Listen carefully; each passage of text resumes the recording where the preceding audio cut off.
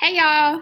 Today we're gonna take a little bit more time to go through and make sure we improve on our word problem skills. I noticed over the past week or so that we're doing really good with adding, subtracting, scalar multiplication, regular multiplication. But sometimes if I ask you to look at a matrix and figure out what the total is or what the difference is, sometimes we're choosing the wrong numbers and we don't know what operation to do when. So I thought that we would just take today and go through and do a few more word problems to make sure that we are answering what the question is asking for and not just making up our own answers. Off we go. It's just a couple of examples that we'll do together, and then you can work on today's assignment. So basic matrix word problems.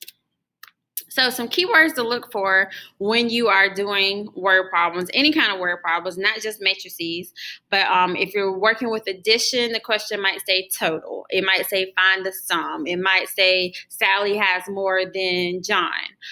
Subtraction, the keyword is different, take away, or less than. Be careful with subtraction though, because subtraction, the order does matter. So if it says subtract it from something, you got to actually start with something. So addition and multiplication are commutative, meaning they can flip-flop back and forth, but subtraction and division does not work that way. So make sure you are doing it in the correct order. Multiplication, a keyword might be of or product. Division, per, ratio, or quotient. So these are just a little bit of the words that let you know which operation to do. There's a whole bunch more out there, but these are just the ones that come up the most often. All right, so let's take a look at this example, and then we will work it out together. So example 1, a teacher is buying supplies for 2 art classes. For class 1, the teacher buys 24 tubes of paint, 12 brushes, and 17 canvases. For class 2, the teacher buys 20 tubes of paint, 14 brushes, and 15 canvases. Each tube of paint costs $3.35. Each brush costs $1.75, and each canvas costs $4.50. Set up an inventory matrix and a cost matrix, then find the total cost. So they're telling us that, we need to set up matrices for this. We just got to make sure we set them up correctly. And since I'm looking for the total cost, yes, there's some addition involved, but there's 2 different factors that are included. I have my cost matrix and I have an inventory matrix. So if I'm trying to find the total of that, there's going to be multiplication and addition involved. So that means that I need to do matrix multiplication, because matrix multiplication involves multiplication and addition. But first, baby steps, let's set up our matrix. Okay, so a teacher is buying supplies for 2 art classes. So I'm going to put class 1 over here, and I'm abbreviating. So class 1, and then this will be class 2. Then it says for class 1, the teacher buys paint, brushes, and canvases. So I'm going to put P for paint, B for brush, and C for canvas. Now we're off. So the teacher buys 24 tubes of paint,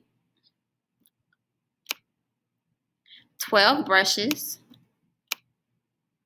and 17 canvases. For class 2, the teacher buys 20 tubes of paint, 14 brushes, and 15 canvases. Now, I set my matrix up as a 2 by 3 matrix. If you set yours up as a 3 by 2 matrix, as long as you have the numbers in the correct spot, we're speaking the same language. So just make sure that you either had a 2 by 3 matrix or a 3 by 2 matrix. Now, when I set up my other matrix, I got to be careful because I'm doing a 2 by 3 matrix. And when you do matrix multiplication, your inside numbers have to match up. So if this is a 2 by 3 matrix, meaning it has 2 rows and 3 columns. When I set up my other matrix, it has to have 3 rows because it has to match this 3 that's right here.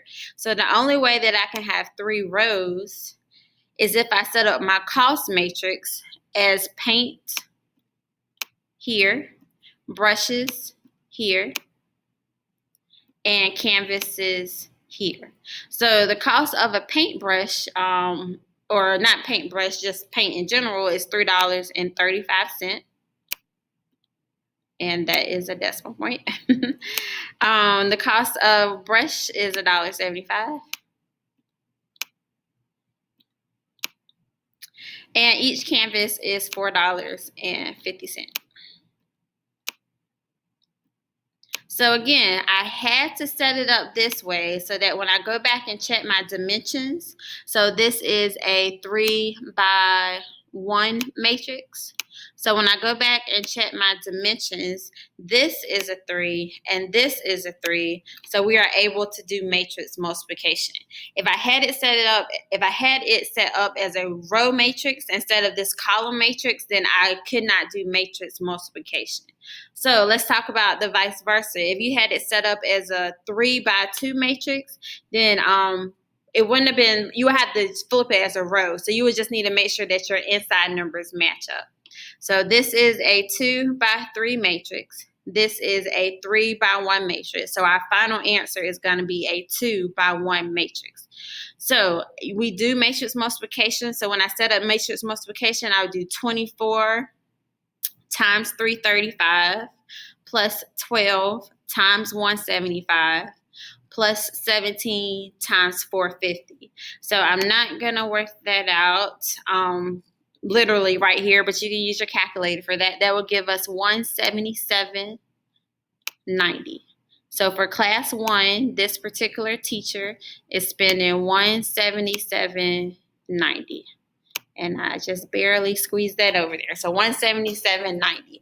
Then for class 2, it would be 20 times 335 plus 14 times 175 plus 15 times 450.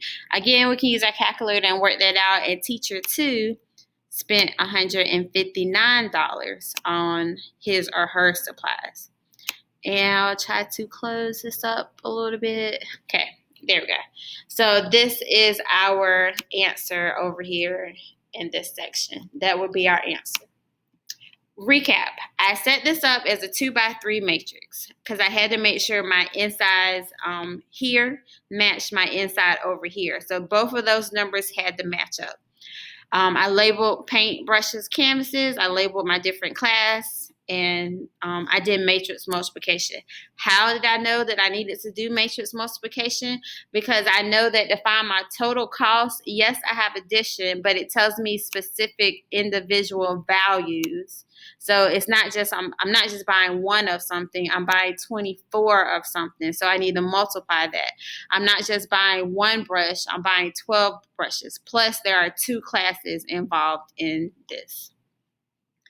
All right, let's take a look at one more example.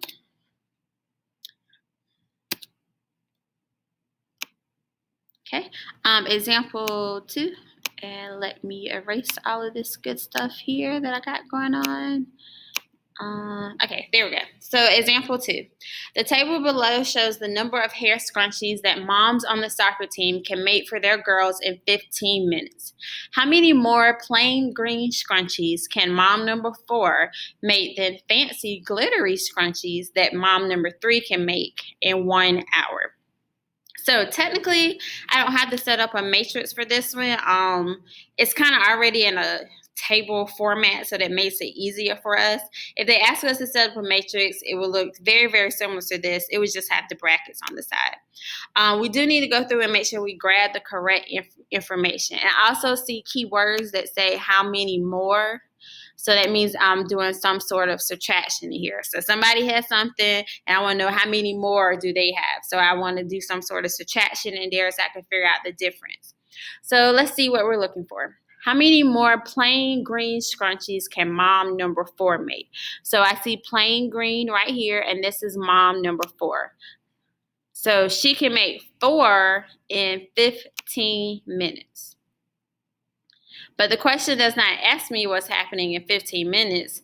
It's asking me what's happening in 1 hour.